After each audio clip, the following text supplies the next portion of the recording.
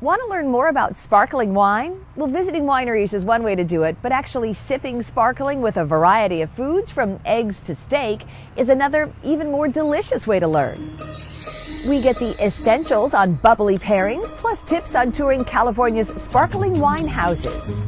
Cheers. Margot True is Sunset Magazine's food editor. She's an expert at pairing food and sparkling wine and recently visited California sparkling wineries. And what I found is it's worth it to take more than one tour because there is no single best tour. I'd highly recommend going to 2 or 3.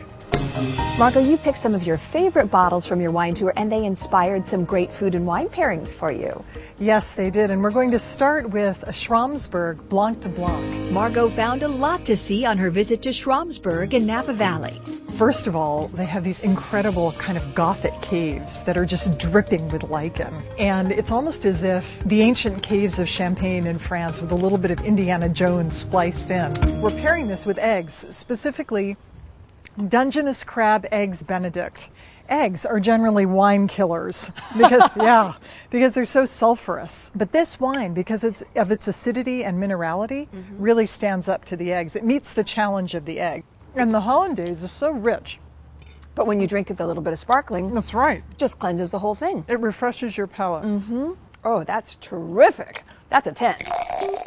Margot, this pairing is a complete surprise to me because I would never think of pairing a steak with a sparkling wine. I know, it is a surprise, isn't it? Margot's pick here is the Iron Horse Vineyards Wedding Cuvée. The winery is in Sonoma County. First of all, their tasting room is just this one simple wooden plank set on top of wine barrels, open to the vineyards. And it's somehow very elegant in that kind of rustic, simple way that only Sonoma can do. This clear sparkling wine is 87% Pinot Noir. It has a little bit of tannin in it, which structurally helps with the beef. It has enough body. And the other thing that gives it a lot of body is, of course, the bubbles. You get this frothy, creamy sensation in the mouth from the wine that stands up to the meaty texture of the beef. I can't wait to order a sparkling the next time I'm at a steakhouse. This is so good. It is. Just ask your sommelier whether it has a significant percentage of Pinot Noir in it. Right. And that's how you'll know that it'll match well. Our next wine is from Domaine Carneros.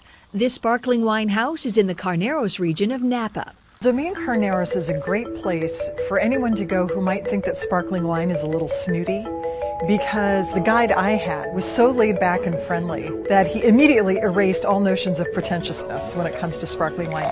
It is 58% Pinot Noir, and Pinot Noir and salmon are a classic match. And before we start though, I'm going to drizzle on a little bit of the glaze that the salmon was marinated in and then it was boiled. What kind of glaze is that? It's a soy and brown sugar glaze. Oh, the salmon's great.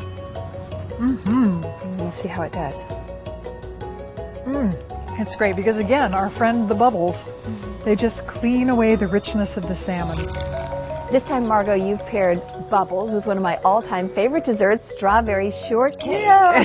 This is from Mum Napa. It's called Cuvée M. And this is a little sweeter than the sparklers we've been drinking. Margot says Mum Napa has a good basic sparkling wine tour. Because it takes you from the vines and all the way through the winemaking process. 75% of those grapes. And it also includes little video stations along the way that show close-ups of the winemaking process that you wouldn't otherwise get to see. They're also inverting the bottle. You really get a great overview of how sparkling wine is made. So this has just the right amount of sweetness. It's not too cloying. It's still refreshing, which we want. And why do we want it to be refreshing? Because there is a lot of butter in this strawberry shortcake and obviously cream. I think too often we save sparkling wine for those special occasions that may or may not roll around, and it's such a great everyday wine. You can have it every day, you can have it all week long. I really think it's the perfect all-around wine.